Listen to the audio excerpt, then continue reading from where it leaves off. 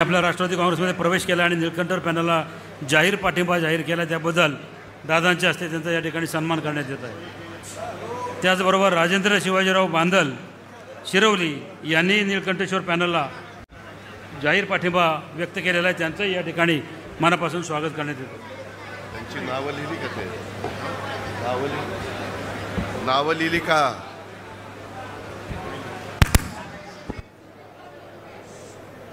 माझ्या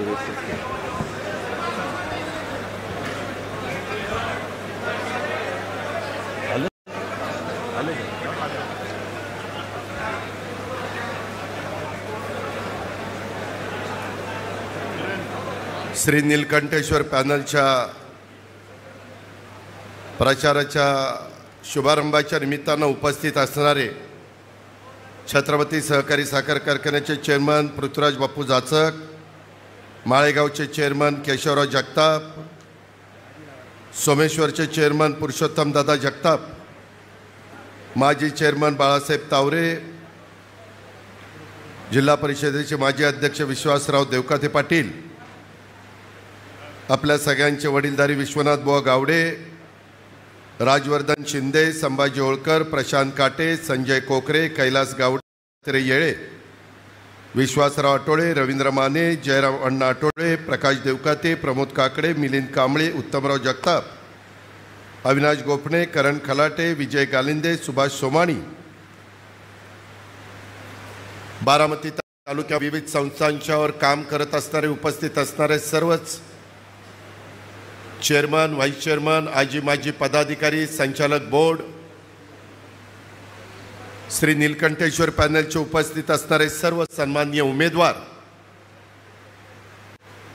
माझ्या माळेगाव सहकारी साखर कारखान्याच्या 37 गावांचं कार्यक्षेत्र असणाऱ्या विविध गावातून आलेले सर्व सुज्ञ सभासद बंधू भगिनी,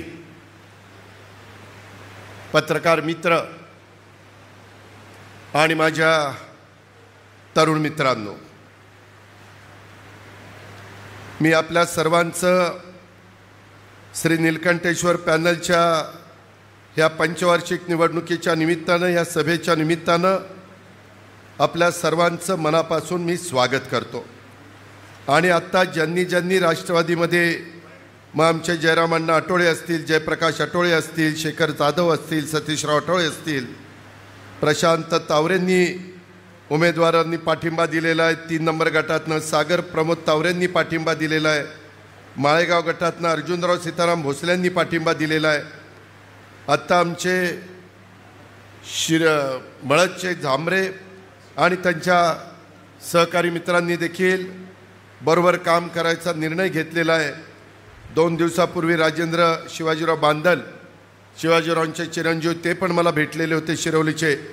अशा अनेक मान्यवरांनी ह्या पॅनलला पाठिंबा दिला आहे। माझ्याबरोबर काम करण्याच्याबद्दलचा निश्चय त्यांनी सगळ्यांनी केला, त्याबद्दल त्या सर्वांना मी लाख लाख धन्यवाद देतो, त्यांचे लाख लाख आभार मानतो।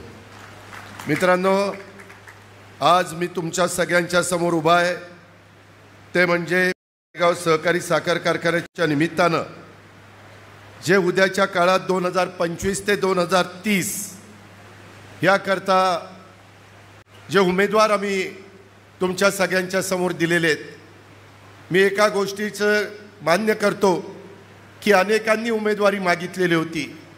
काही जण म्हणत होते की दादा आमच्या गटामध्ये बदल करा, काही जण म्हणत होते ही शेवटची संधी द्या, काही जण म्हणत होते नव्या चेहऱ्यांनी छत्रपती कारखान्याला 100% नवीन चेहरे देण्याचा प्रयत्न केला। पूर्वीच्या बोर्डातलं मला वाटतं हे घेतलेलं नाही, संपूर्ण बापूंच्या नेतृत्वाखाली मी आणि दत्ताने आम्ही सगळ्यांनी मिळून तिथं बोर्ड त्या बाबतीमध्ये दिलं आणि त्या भागातल्या लोकांनी 6 ते 6,500 मतांनी ते पॅनल निवडून दिलं।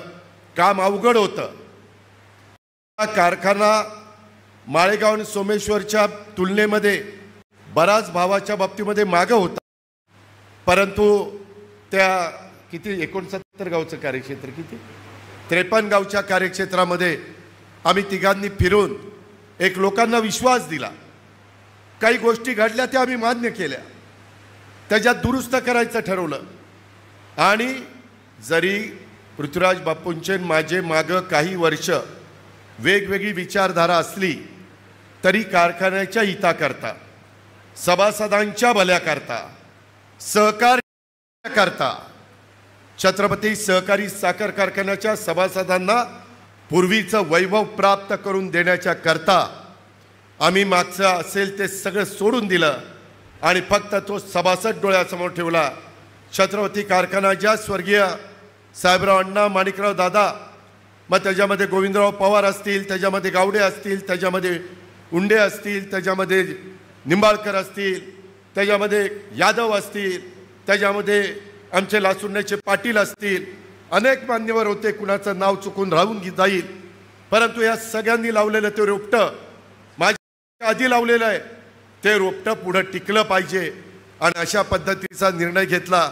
बापूंना म्हणलं, बापू काळजी करू नका, तुम्ही 5 वर्ष चेअरमन, तुमच्या नेतृत्वाखाली कारखाना चालेल आणि राहिलेल्या गटामध्ये 5 वर्षाला 5 व्हाईस चेअरमन करणार.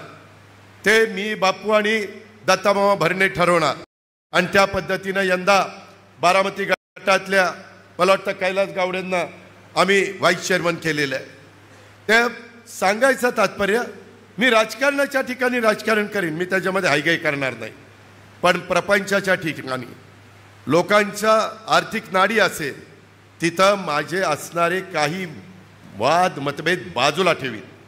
कारण शेवटी लोकांचं भलं कशात आहे, लोकांचं आर्थिक शिस्त कशात आहे, पैसे कशातनं मिळणार.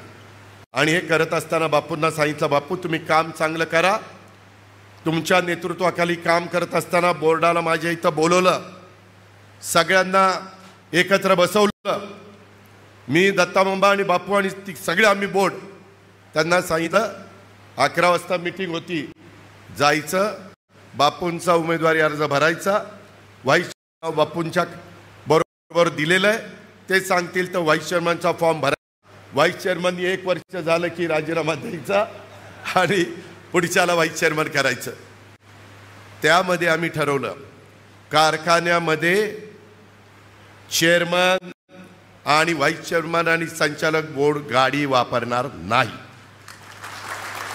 त्यामध्ये ठरवलं, कारखान्यात चहा फक्त मिळणार, गेस्ट हाऊस बंद.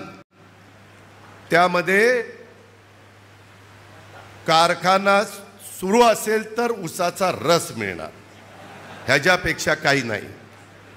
कुठलेही बिलं, मी त्यांच्या समोर सांगतो, व्हाईस चेअरमन तिथं बसलाय, या बघ इथं बसलाय आणि इथं चेअरमन आहे, बिलं एक देखील कारखान्यावर गेस्ट हाऊसचं, बाबूराव गेस्ट हाऊसचं नाही, कारखान्याचं नाही, ह्याचं थांबा जरा, हॉटेलचं, रेस्टॉरंटचं, हॉटेलचं एकही बिल टाकायचं नाही.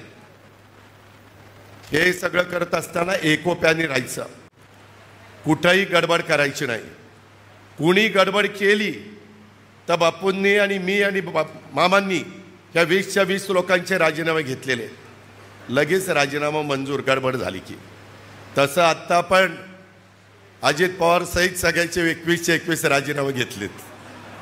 कोणी गडबड केली, कारखान्याच्या हिताला बाधा आणली, माळेगाव सहकारी साखर कारखान्याच्या 19,750 सभासदांचा कमीपणा कुणी केला, हे श्री निळकंठेश्वर पॅनल, त्यामध्ये मी सांगितलं होतं 13 तारखेला चेअरमन जाहीर करणार आहे.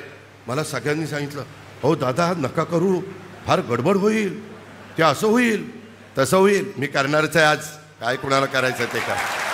त्यामध्ये मी 1 मिनिट अरे थांबा रे बाबा, आपला दम 22 तारखेपर्यंत टिकला पाहिजे, इथं कुठेच करतो.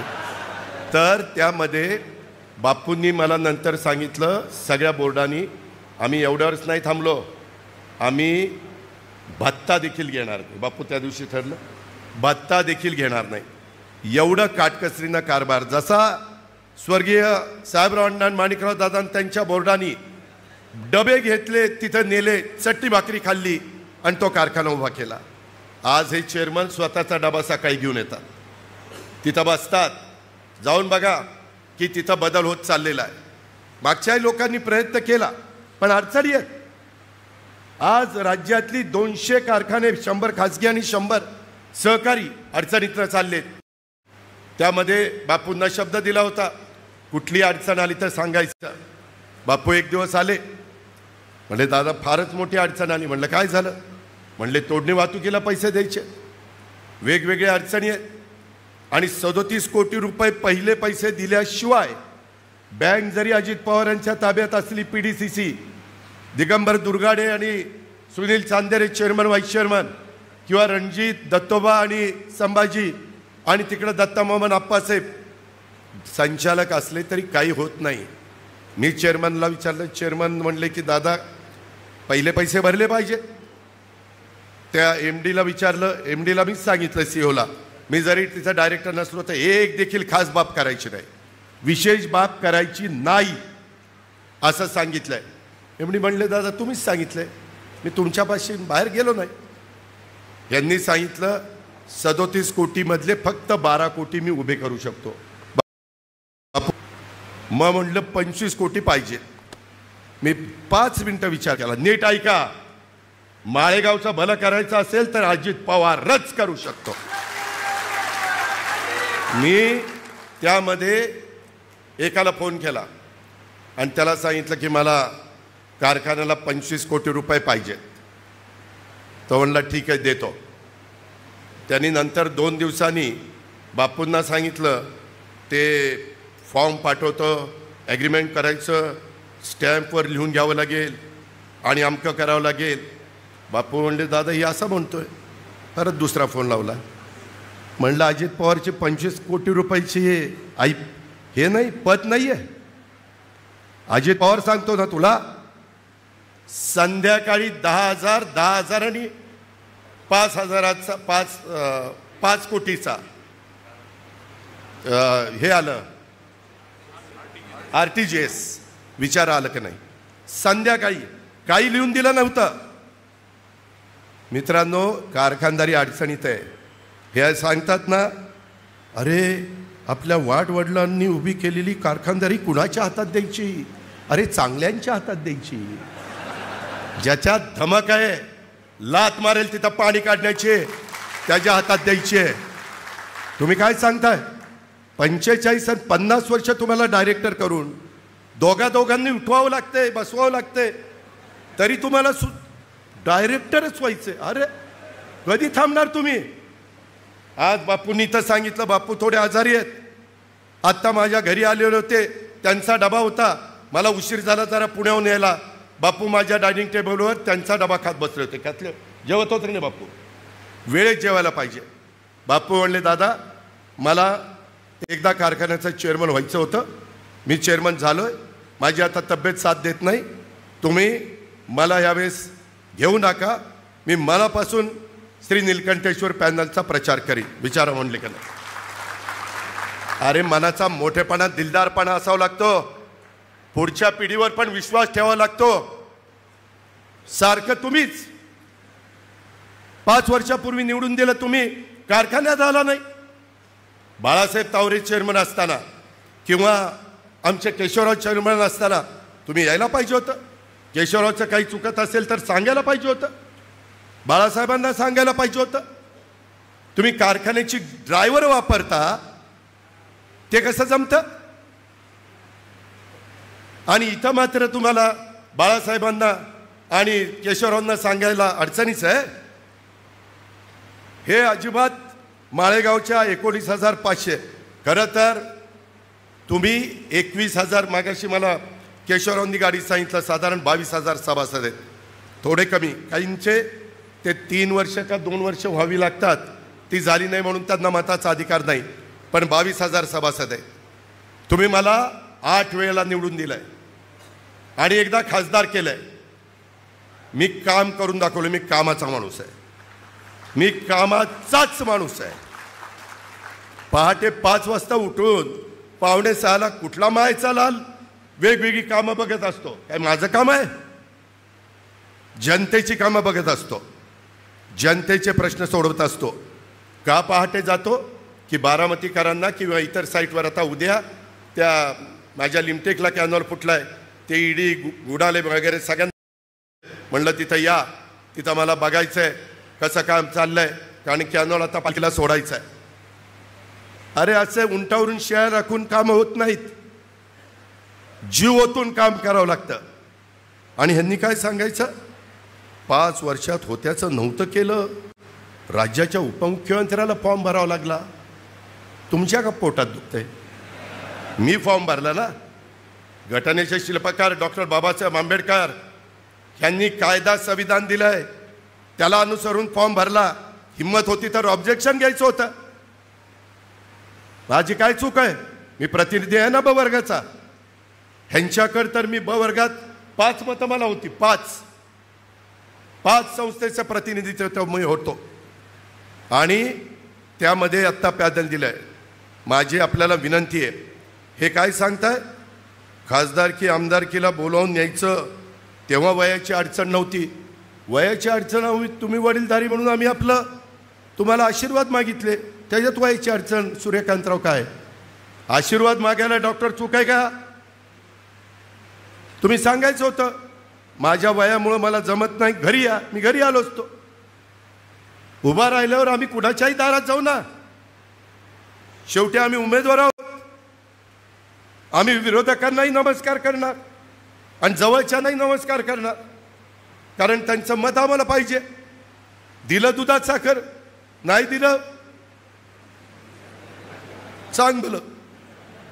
त्यामध्ये आपल्या अन्नाच्या ताटात पाणी ओतलं तर चालेल का रे? कोण पाणी ओततंय?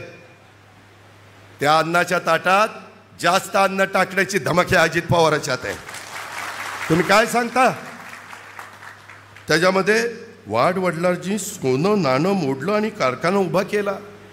आता त्यावेळेस आमच्या आजोबांनी काटेवाडीला जमीन घेतली म्हणून तिथं सोनं नाणं मोडलं आणि जाचकांना तिथं आम्ही दिले आणि तो कारखाना उभा राहिला. इथं शेंबेकरांनी उभा केला, जाधवरावांनी उभा केला, त्याच्यामध्ये बाकीचे कोकरांनी उभा केला, त्याच्यामध्ये आपल्या भोंगळ्यांनी उभा केला, जगतापांनी केला, पोनकुल्यांनी केला, माधवराव गेनबा तावऱ्यांनी आणि आमच्या भालचंद्र तावऱ्यांनी केला, शंकरराव तावऱ्यांनी केला, करंदीकरांनी केला, त्या मुळीकांनी केला. त्यावेळेस ते व्हाईस चेअरमन होते मुळीक, तर त्यावेळेस ते होते म्हणून त्यांनी केला. आता करायचं म्हटलं तर आमची धमक आहे, ताकद आहे. आम्ही काय कारखाने उभे केले नाही काय? ते पण पोटात दुखतंय. यांनी कारखाने उभे केले. अरे एकीकडे म्हणता कारखाने मोडीत काढताय, पुन्हा म्हणताय यांनी उभे केले. मी मागेही तुम्हाला सांगितलं, खाजगी कारखाने उभे करण्याची माझी अजिबात मानसिकता नव्हती. विलासराव देशमुखांनी सांगितलं आता इथून पुढं खाजगी कारखाने देणार, सहकारी बंद, भाग भांडवल बंद. आता राज्याच्या प्रमुखांनी तो निर्णय घेतल्यावर दौंडच्या विरधावर जगदाळे, इंद्रजित जगदाळे, बाळासाहेब जगदाळे त्यांचा सहकारी साखर कारखाना होईना. बाळासाहेब म्हटले आपण नाना नवल्यांना देऊ. वीरधवन आणि इंद्रजित म्हणलं की आपण दादांना बरोबर घेऊ. त्यांनी मला आणि इतर सहकाऱ्यांना बरोबर घेतलं. आज कारखाना उभा राहिला. त्या भागातल्या लोकांचा ऊस जातो ना. जगदंबा कारखाना बंद पडलेला कारखाना 800-900 चालत नव्हता हो. तो कारखाना आता 17,000 चालतो. अरे धमक आणि ताकद असल्याशिवाय चालतो काय? सहकाराचं द्यायचंच नाही तर करणार काय? शेवटी त्या भागातल्या शेतकऱ्यांचा ऊस जातो ना. आम्ही तर आमचे कारखाने छत्रपती माळेगाव, सोमेश्वर, फलटणवाल्यांनी दुसऱ्यालाच चालवायला दिले, आम्ही नाही दिले. आम्ही आमचे कारखाने स्वतः चालवतो. पृथ्वीराज बापू चालवतात, पुरुषोत्तम दादा चालवतात, केशवराव चालवतात. काय चुकलं? उगीच प्रत्येक वेळेस काहीतरी घोळून बोलायचं. आपलं आपलं आपलं सोनं नाणं, आपलं सोनं नाणं. आम्ही अहो मगाशी त्या वकील आमच्या राहुलनी सांगितलं मला, आता पुरुषोत्तम दादा सांगत होते माझ्याकडे एवढं बाड आहे की तुम्हाला वेळ कमी पडेल. याच्यामध्ये 35 मेगावॅटचं आपलं कोजन आहे. आपलं एक्सपोर्ट आहे 35 मेगावॅटचं 6 लाख आणि यांचं 23 मेगावॅटचं आहे 5 कोटी 82 लाख आणि आपलं 6 कोटी. कोजन केल्यापासून त्याचं वाटोळं चाललंय. तरी देखील आम्ही काही मॉडिफिकेशन केले. त्याच्यामध्ये मी अनुदान दिलं. अनुदान द्यायला हे कुणी आले नव्हते. ते म्हणतात ना, सहकारी साखर कारखाने मोडून काढतील, हे खाजगी करतील.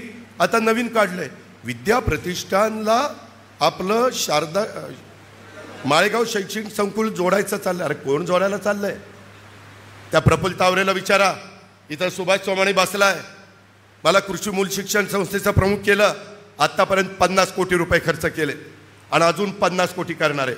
प्रफुल्ल तावरे तुमचीच भावकी, विचारा त्याला, सुभाषला विचारा, केलं की नाही? तिथं जाताना दिसतंय की नाही? मला जोडता आलं नसतं विद्या प्रतिष्ठानला. मी पुणे जिल्हा शिक्षण संस्थेचा अध्यक्ष आहे. 95,000 मुलं मुली शिकतायत. ती संस्था तिथं, विद्या प्रतिष्ठान तिथं, कृषी मूल शिक्षण संस्था तिथं. काय होतं वेगवेगळ्या संस्था राहिल्या तर? तुम्हाला आता मुद्दा राहिला नाही. काही खोटं नाटं सांगता, रेटून बोलायचं पण खोटं बोलायचं. समोरासमोर या ना, सांगतात 60,000 पोती विकली भिजली. चला आत्ताच्या आत्ता, चला माझ्याबरोबर. कुणी, मी आत्ता येताना एमडीला विचारलं पोतं भिजले का?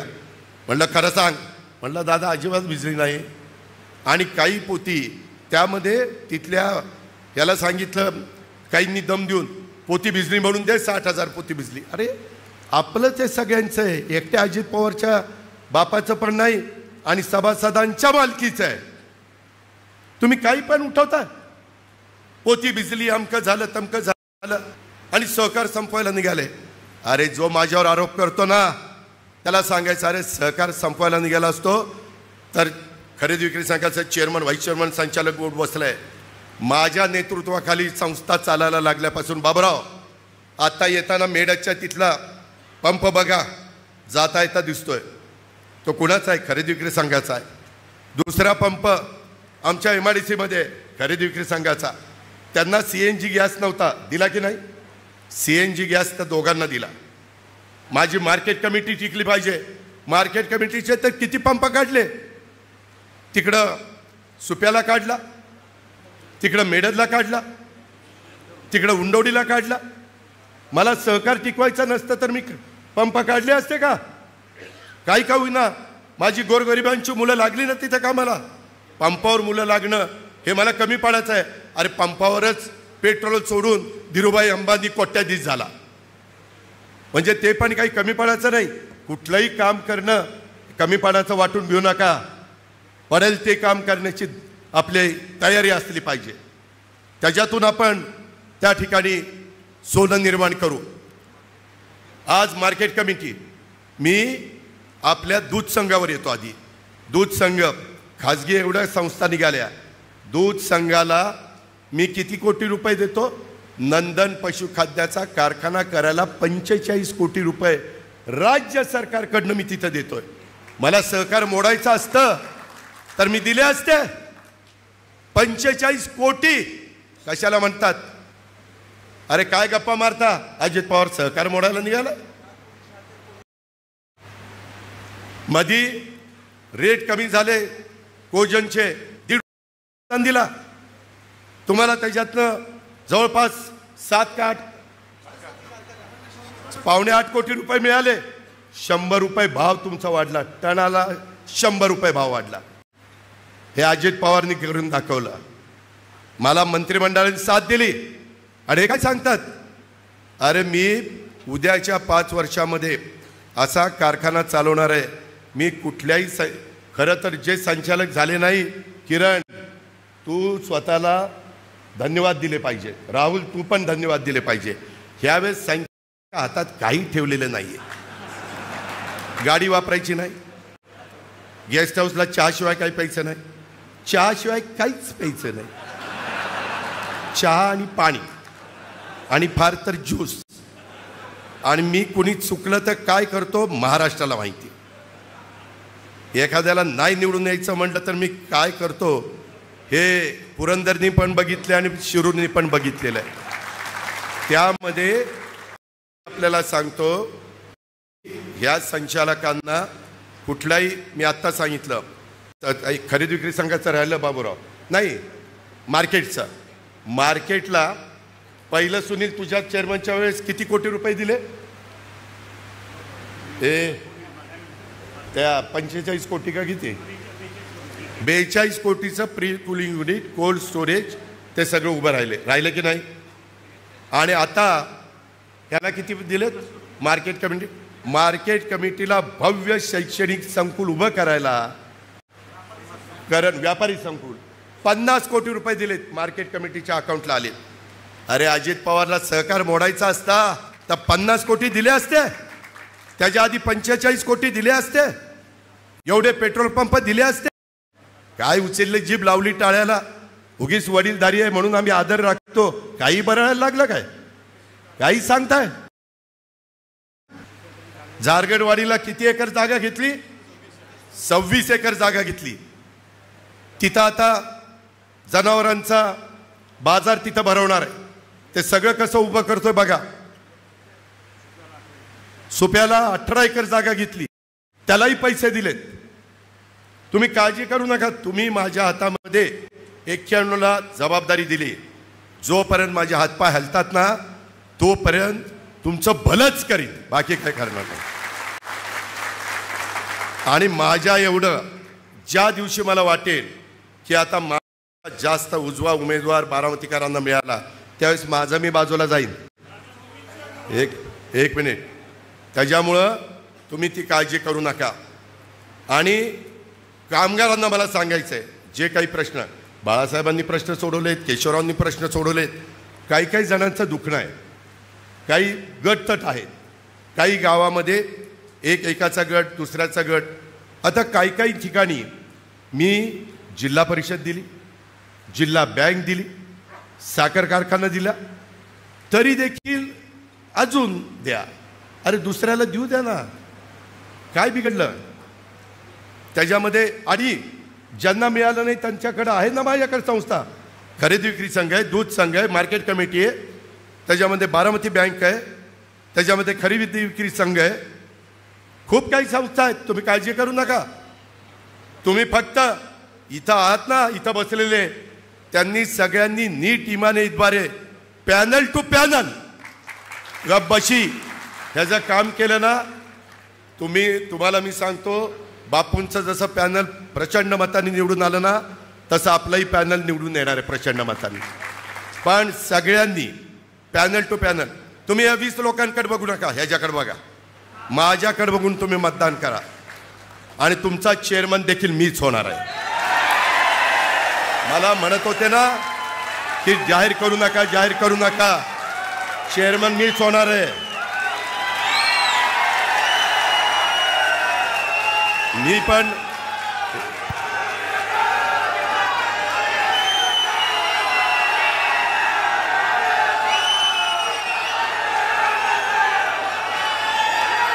मला पण थांबा एक मिनिट. मला पण दाखवायचंय की माझ्यावर आरोप करणारे अप्पासाहेब म्हणतात ना सहकार मोडायला निघाला.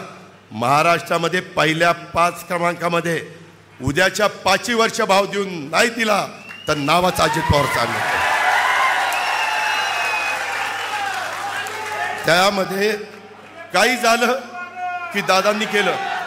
माझं मागं तर काय काढलं म्हणले ते दिलीप वळसे पाटील सहकार मंत्री असताना रोहित पवार यांनी कुठलं तरी अडवलं. मी कधी कुणाचंही अडवत नाही. आता विरोधकांची पण NCDCची प्रकरणं बापूला विचारा. मी अनेक केली. मी त्या संचालक बोर्डाला बघत नाही त्या सभासदांना बघतो 19-20 हजार सभासदांना. आणि ते म्हणतात ना दादांनी का फॉर्म भरला. अरे 20-22 हजार सभासदांच्या घरात 5-5 जण धरली तरी 22-5 110 1.25 लाख लोकांचा प्रपंचाचा प्रश्न आहे ना. मी ज्यावेळेस तुमच्या विधिमंडळामध्ये प्रतिनिधित्व करतो त्यावेळेस तुमच्या प्रपंचाच्या बद्दल मी लक्ष द्यायला नको. माझ्या इंदापूर बारामती तालुक्याकरता पृथ्वीराज जाचकांच्यावर जबाबदारी सोपवली. ते त्यांना पाहिजे ती सगळी मदत मी करणार आहे. इकडं आता पुरुषोत्तम दादा आहे तिथं काय अडचण येईल तर तिथं मी त्यांना मदत करतो. महाराष्ट्राला मदत करत असताना माझं काय झालंय माळेगाव कार्यक्षेत्र 37 गावाचं हे नेमकं बारामतीच्या हार्ट ऑफ दी मधल्या भागात आहे. इकडं कठीण पूल, इकडं डोलेवाडी गुणवडी बारामती, तिकडं ती जिरादवाग्यातली गावं, त्यांच्या इथं तरी 60% इंदापूर आहे आणि 40% बारामती आहे. त्या बाबाकडं पुरुषोत्तम दादाकडं अख्खा पुरंदर तालुका आहे, अख्खा पुरंदर तालुका, खंडाळा तालुका आहे आणि पाडेगाव फलटणचं आहे आणि बारामतीचं कठीण पुलापासून आपलं शिरसनं आणि निंबूतपर्यंतचा भाग आहे. त्याच्यावर तिथं पण पूर्ण बारामती नाही आहे, इथं पण पूर्ण बारामती, इथं मात्र पूर्ण बारामती आहे. त्याच्यामुळं मी बारामती, आज मला कोण ओळखतात? बारामतीचा आमदार म्हणून ओळखतात. उद्याच्याला बारामतीचा आमदार माळेगावचा चेअरमन असल्यावर साखर आयुक्त कुठलं काम आपलं आडवत? कुठलं काम आडवत? 10 जणांना तर मंत्री मी केलंय, खाती मी वाटलीत, आता तर मी वाटली ना, मागचं काढत नाही. 41 लोकांना निवडून मी आणलंय. तुम्ही माझा तालुका सांभाळला त्यावेळेस मी महाराष्ट्रात फिरलो. अहो नुसतं तिथं मी चेअरमन आहे म्हणल्यानंतर MDला पण सांगेन, खात्याप्रमुखांना सांगेन, अजिबात वेडवाकडं चालणार नाही. आणि ज्या कामगारांचं मागचं राहिलंय त्या कामगारांना मी जाहीरपणे सांगतो, माझी चेअरमनशिप होऊ द्या, तुमचं सगळ्यांचं योग्य पद्धतीनं काम मार्गी लावेल. मी दुजाभाव करणार नाही. कारखान्याचा ऊस नेताना ह्याचा आधी त्याचा नंतर असं होणार नाही. जर कुणी डायरेक्टरनी चूक केली तर तो डायरेक्टरचा त्या दिवशी शेवटचा दिवस. तुम्ही म्हणाल कसं? ते असं, ह्या पुरुषोत्तम दादाकडे एक डायरेक्टर चुकला, मी त्याला राजीनामा द्यायला लावला, विचारा. त्या जागी दुसरा घेतला, त्याला व्हाईस चेअरमन केला. मी नुसता बोलत नाही, शंकर मी करून दाखवतो. लक्षात ठेवा, माझी तुम्हाला सगळ्यांना हात जोडून विनंती आहे, मी फक्त माळेगाव करता तुम्हाला मदत मागत नाही. माळेगावची तर मदत तुम्ही द्याच, परंतु कुठलंही काम असेल, तुमच्या घरात कुणी ना कुणी राज्य सरकारमध्ये नोकरीला आहे, कुणाची बदली असती, कुणाचा दवाखान्याचा खर्च करायचा असतो, कुणाची ॲडमिशन असती. आत्ता एक भगिनी माझ्या इथे होती, मी तिचं नाव घेत नाही, बारामतीची, तिला एक जण त्रास देतो. म्हटलं तू घरी जा, जो त्रास देतो उद्या सकाळी त्याचा फोन येईल, माफी मागतो की नाही. मी त्याला माफीच मागायला लावीन. माझ्या पंढऱ्याला विचारा, कुसाळकर बंधू बापले डायरेक्टर होते, माझ्या काहीतरी 50,000 रुपये घेतले होते त्यावेळेस, मी परत करायला लावले पैसे, खरेदी विक्री संघातच परत दिले. नोकर भरतीमध्ये 1 रुपया देखील कोणी, माझ्याशी गाठ आहे, माझ्याशी डायरेक्टर बोर्डापैकी कुणी. तुम्ही म्हणाल किरण बरं झालं डायरेक्टर नाही झालो, ह्याच्या तू बरं झालं डायरेक्टर नाही झालो. ह्या पद्धतीने यांना सगळ्यांना वागवणार आहे. कुणालाही गाडी नाही, ड्रायव्हर नाही, काही नाही. कामं देत असताना पारदर्शकता, ऑनलाईन टेंडर, ऋषी ऑनलाईन, सागर ऑनलाईन. ऋषी सागर तुम्ही खुश झाला असाल, तुम्ही मागितलं होतं. अशा डायरेक्टर होऊन काय चालायचंय? ते अजित पवार हातवर करा की हातवर, खाली की खाली, तसं काही मानणार आहे. मला ज्यावेळेस पहिल्यांदा तुम्ही 91 साली PDCC बँकेचं डायरेक्टर केलं आणि नाना नवले, थोपटे साहेब, थिटे साहेब, बापना साहेब, भुये भेगडे साहेब, ह्या सगळ्यांनी मला चेअरमन करायचं ठरवलं. साहेब म्हणले अरे त्याला काही माहीत नाही, 1 वर्ष अनुभव घेऊ द्या. साहेब म्हणले, ते म्हणले नाही नाही करा, साहेब मुख्यमंत्री, आणि त्याच्यामुळे हे म्हणले करा. केल्यानंतर त्या दिवसापासून जी बँकेत शिस्त लावली ती आजपर्यंत लावली. आज तुमची बँक, माझ्या शेतकऱ्यांच्या मालकीची बँक 75 कोटी रुपये नफ्यामध्ये चाललेली. तुम्हाला 0% व्याज, 0% व्याज द्यायला 11 ते 12 कोटी बाळासाहेब नफ्यातनं चंद्राव काढायला लागतात.